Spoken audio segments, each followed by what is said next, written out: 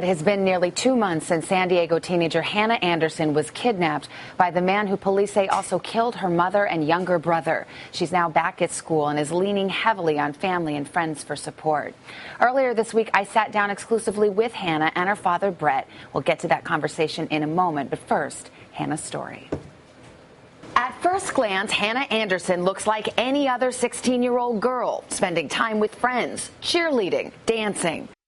But behind the smiles lies a terrible truth about a week in August that changed Hannah's life forever. On a Saturday afternoon, James DiMaggio, a close family friend, picked up Hannah at cheerleading camp, saying her mother, Tina, and brother, Ethan, were waiting for her at his house. But DiMaggio had other plans, kidnapping Hannah and forcing her to go to Idaho. Using a timer, DiMaggio set his house on fire when he and Hannah were already hundreds of miles away. Authorities found 2 bodies, later identified as her mother and brother, and issued an Amber Alert across the region. She is definitely in grave danger. He's a very dangerous man. A week later, in a remote area of Idaho known as the River of No Return, a group of horseback riders came across DiMaggio and Hannah and felt something wasn't right. There was just like a square peg going into a round hole. They didn't fit. Using a tip from the horseback riders, an FBI tactical team moved in, killing DiMaggio in a shootout as Hannah watched in horror. She was not a willing participant, and she was under extreme duress from the time she left Boulevard to the time she was recovered at Lake Moorhead, Idaho. Hannah, anything you'd like to say?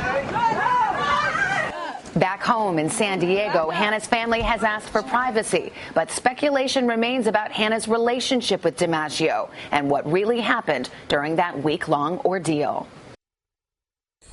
Hannah Anderson, good morning to you. Good morning. How are you doing today? Good. You feel ready to talk about this and tell the story? Yeah. Let's talk about that Saturday. You were at cheerleading camp? Yeah. My mom dropped me off, and then he came to pick me up because my mom and brother's game already finished, so they were going to meet me up there at his house was the plan.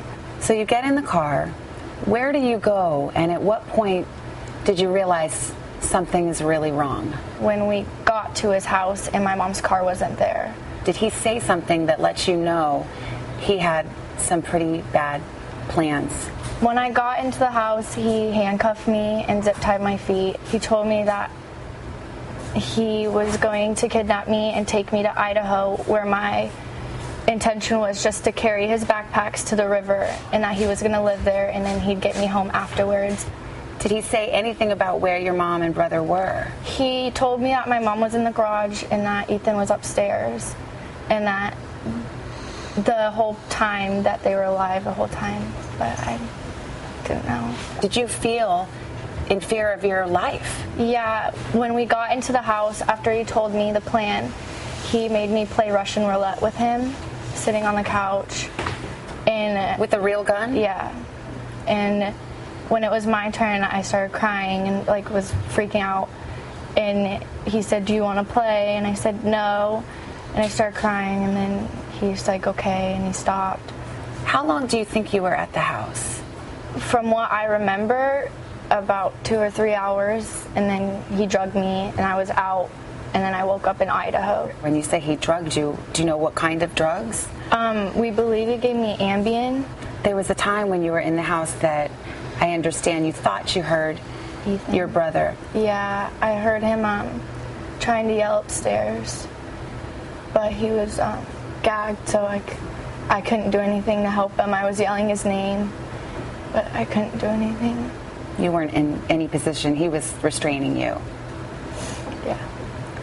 The next thing you know, you're in Idaho. Yeah. Can you tell me what happened next?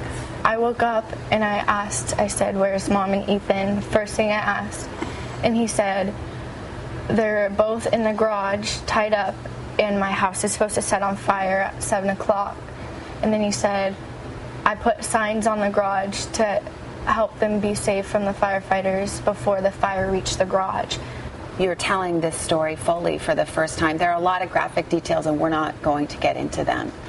Did you ever feel at any of that time that you had a moment where maybe I could make a run for it? Yeah, there's actually a lot, like the horseback riders, but he did threaten me saying that if I ever tried to run or that if I had someone help me, that he'd kill me and them.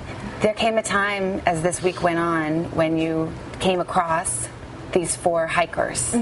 I remember hearing them come behind us the first time, and Jim would say, "Don't act normal. If you say something, I'm going to have to kill them." So I'd have to sit and I'd have to just act normal.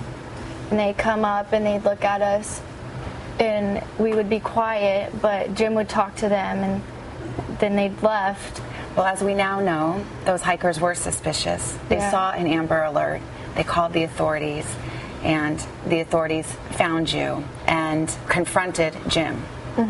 What do you remember about that moment? I was on the ground in front of the fire. He was trying to start a fire signaled for help. Then all of a sudden, the fire wasn't working. So I told him, I said, well, I read in a book that if you fire a gun in the air 3 times, that means SOS. So he went to fire it once, and I was watching him, and then he fired it the second time, but he like lowered it, and then a bunch of guns went off, and I looked, and he fell on the ground, and I like kind of looked over, and I was like, "Are you okay?" And then like a bunch of like the FBI people came out telling me to get down. When did you realize this is it? This is my rescue? When they pulled me aside and had like a blanket around me and it was making sure I was okay and talking about how the helicopter was coming for me and stuff like that.